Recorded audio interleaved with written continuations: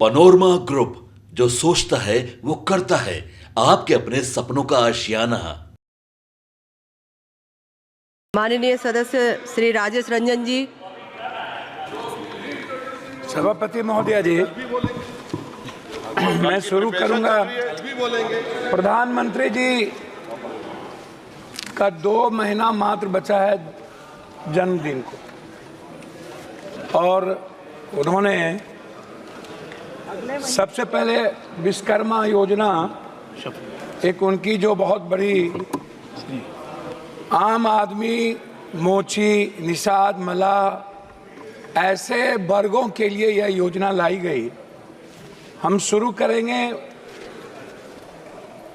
माननीय वित्त मंत्री से कि पुराने में जो आप skill, startup, make in India या आपने जिन जिन योजनाओं को लाया उस पर अभी तक कोई श्वेत पत्र नहीं लाई कि उस योजना का क्या हुआ।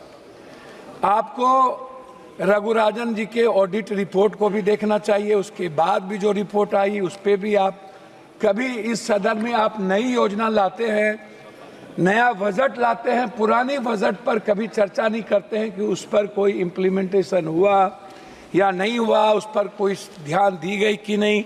जिसमें श्रम संगठन 2000 में जहां देश बेरोजगारों के पढ़े लिखे नौजवानों की तादाद 54.2% थी, वहीं 22 में 65.7% हो गई।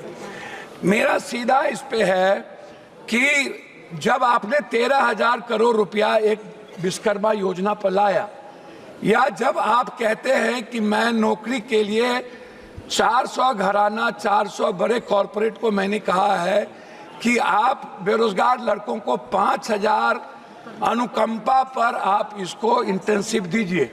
मैं पूछना चाहूंगा ये इंटेंसिव कब मिलेगा, जब 40,000 लगभग कॉरपोरेट के पहले से उसके यहाँ काम करने वाले लोग हैं। तो 2 करोड़ की योजना में, 2 करोड़ की नौकरी में 25,000 एक कॉरपोरेट पर कहां से वो आएगा? ये जरा सा हमें बताएं, ये कौन सा झूठ वाली बात है बेरोजगारों के लिए। दूसरी चीज, रोजगार पर जब आप बात करते हैं तो इस देश में सबसे ज्यादा इंडस्ट्री किस पर है? वो है फूड प्रोसेसिंग पर, वो है पर्यटन पर, वो है टेक्सटाइल पर, बुनकर पर, वो है कालीन पे। टेक्सटाइल योजना पर इनका टैक्स कितना बड़ा, आप उसको देख लीजिए कि टेक्सटाइल पर इन्होंने कोई छूट नहीं दी, कोई टैक्सेस नहीं दिया और टैक्स को बढ़ा दिया। जब हम टेक्सटाइल को बढ़ावा नहीं देंगे तो रोजगार कहां से डेवलप होगा? तो जब हम फूड प्रोसेसिंग, जो सबसे ज्यादा यूपी, बिहार या जहां पर भी दलहन तेलहन, जब हम बात करते हैं मक्का की, मखान की, दूध प्रोडक्टिविटी की, उसके चीजों की, उस पर टैक्सेस को आप बढ़ाए हुए हैं। आप जो सबसे ज्यादा काम करने वाली 70-80% महिलाएं हैं, हमारी बेटियां हैं, उस पर आपके लिए कोई नई योजना नहीं है। आपने क्या किया? आपने जितनी बजट लाई है, आप सीधा का सीधा कॉर्पोरेट। लेकिन जब हम बात करते हैं जो आम आदमी से जुड़ा हुआ है, जिसको सब लोग कह रहे हैं, इवन मंत्री जी हमारे गडकरी साहब ने भी जो हेल्थ से जुड़े 18% जीएसटी की बात की। हम अस्पताल को फ्रीडम दे रहे हैं, लेकिन जो आम आदमी की दवाई है, उसका जो इक्विपमेंट है, अल्ट्रासाउंड है, सीटी स्कैन है, एमआरआई है, या जांच का विषय है, उस पर हम बोझ डाल रहे हैं। तो आम आदमी को कहां से बेनिफिट मिलेगा? अभी सबसे बड़ी बात क्या है, बैंक की जब बात आती है अध्यक्ष सभापति महोदया, तो बैंक क्या करती है? हमारे यहाँ बिहार में 100-200 रुपया वाला गरीब लोग बाहर में काम करते हैं, वो बैंक को 100-200 रुपया, 1000 रुपया भेजता है। बैंक मिनिमम बैलेंस के लिए 1000, 5000, 7000 रुपया काट लेता है। अब आप बताइए, क्या आपने इसको रोकने का कोई प्रयास किया कि बैंक उस पैसे के, जो मिडिल क्लास और गरीब का पैसा है, जो बाहर से अपने माँ बाप को भेजता है, वो पैसा ना काटे? ये इस पर आपने कभी चर्चा की कि बैंक जिस तरीके से आज बैंक आपका बैंक आपको कितना पर लोन देता है? आपने बैंक को क्या बेनिफिट दी, या बैंक को आपने क्या कहा? जो बांग्लादेश में आज जो मोहम्मद यूनुस को वहां बनाने की मांग उठी, क्यों उठा? उसका कारण क्या था? उसके सबसे बड़े कारण थे कि उन्होंने बैंकिंग सेक्टर को आम लोगों के लिए उसके लिवलाइज उसको लोन का, उसके ब्याज और उसकी सूद को कम किया। लेकिन क्या मिडिल क्लास कोई गरीब आदमी कर सकता है? हम आते हैं किसान पर, आपने किसान पर टैक्स नहीं बढ़ाया, लेकिन आपने क्या किया, 50 किलो खाद को आपने 45 किलो कर दिया, आपने 40 किलो कर दिया। मैं जानना चाहता हूं कि 45 किलो को 50 किलो को क्यों कम कर दिया? दूसरी चीज जो सबसे बड़ी बात है उसको मैं आपसे कहना चाहूंगा कि मैडम बार बार रोजगार की बात होती है, बार बार यूथ की बात होती है, एजुकेशन की बात होती है। हमें आप मैडम बताइए, दलितों को स्कॉलरशिप मिलता था, स्कॉलरशिप में अब क्या किया गया, उस दलित के स्कॉलरशिप को रोक दिया गया।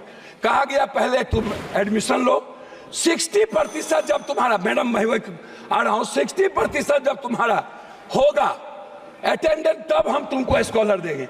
इस तरह मिनिमम मदरसे की आप चीजों को 2 करोड़ कर दिए। आप अल्पसंख्यक जैसे मौलाना आजाद जो फेलोशिप था उसको आपने बंद कर दिया। आपने बजट को आपने सीधा 117 करोड़ पर ले आए अल्पसंख्यक के लिए। तो जो आप सबका विकास, सबकी बात करते हैं नरेंद्र मोदी जी की सरकार।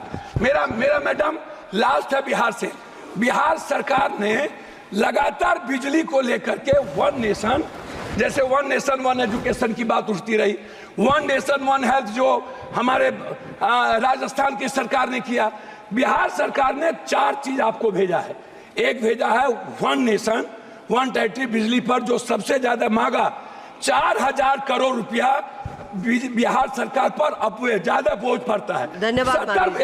मैं कम कर रहा हूं, 70 पैसा मैडम, 70 पैसा एक आदमी पर पड़ता है। दूसरा, लगातार बिहार सरकार की ये योजना है हाई डैम से 40,000 करोड़ विद्युत परियोजना को बढ़ावा देना, हाई डैम, जिससे पूरा का पूरा कोसी, सीमांचल, मिथिलांचल को बढ़ावा मिलेगी। मैडम अब क्या हुआ इस बजट में?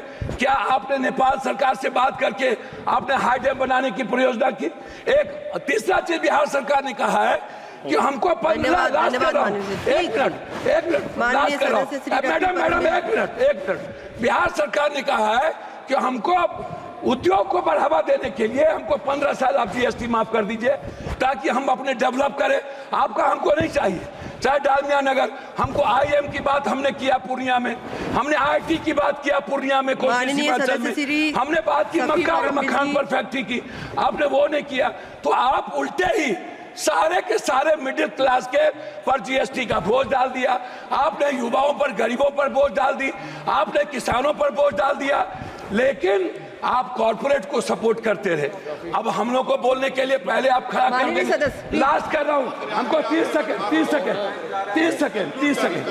हम 30 सेकंड के लिए कंप्लीट। मेरा आग्रह ये है कि कम से कम बिहार के लिए मेरा आग्रह आपसे है कि विशेष पैकेज, विशेष राज्य की बात हमारे मुख्यमंत्री करते रहे हैं, हम लोग मिलकर विशेष पैकेज वाटर, पर्यावरण और जलवायु और पर्यटन, सबसे विशेष पैकेज हम कोसी सीमांचल के लिए विशेष पैकेज की मांग करते हैं ताकि मक्का और मखान पर आधारित फैक्ट्री को डेवलप करें। हम अधिक से अधिक बिहार में हम एयरपोर्ट को डेवलप करें, इसके लिए आपकी कोई योजना नहीं है। बहुत बहुत धन्यवाद मैडम। पनोरमा ग्रुप, जो सोचता है वो करता है। अगर ये वीडियो पसंद आई और वह बिहार के राजनीति और बिहारियत से सरोकार रखेनी तो सब्सक्राइब बटन दबा के चैनल के सब्सक्राइब कर ली। ओजे एगो घंटी बा, ओकरा बटन दबा देला से कुल सटीक और मारक खबर रुआ मुफ्त में मिल जाई।